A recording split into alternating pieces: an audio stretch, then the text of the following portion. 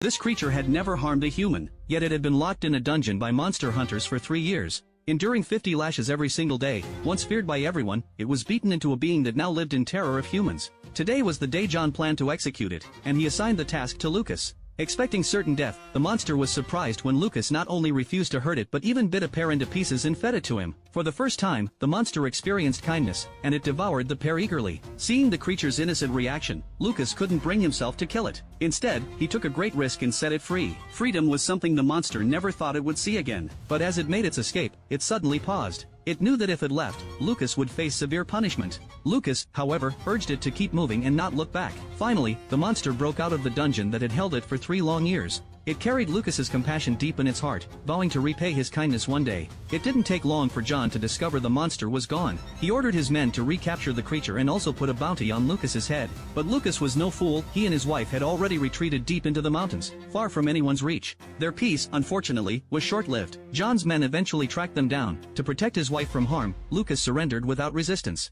He was then sealed inside a coffin to be transported back to the royal city for punishment. On the journey, however, the group encountered a road blocked by piles of rubble. Among them was a highly skilled warrior named Owen. Though he appeared slender, he possessed incredible strength and fists hard enough to smash the heavy stones with ease. What they didn't realize was that the road had been blocked intentionally, a rescue attempt for Lucas. But faced with Owen's power, the rescuers had to fall back and rethink their strategy. When night fell, the group settled into an inn. The staff there were unusually welcoming, even offering free foot baths. They also arranged for 2 strong, charismatic women to perform a Persian dance. Wyatt, especially pleased with the arrangement, invited the dancers to share a drink with him. He had always had a soft spot for tough, bold women. But little did they know, the innkeeper, the staff, and even the other guests were all there to rescue Lucas. Wyatt wasn't worried, though. He had the incredibly powerful Owen by his side. But Owen was purely a close combat fighter. He had no way to avoid long-range attacks, and once he was taken down, the rest fell instantly. Just as they were about to open the coffin to free Lucas, a storm suddenly erupted outside the inn. Thunder crashed and lightning flashed. Something terrifying seemed to be approaching.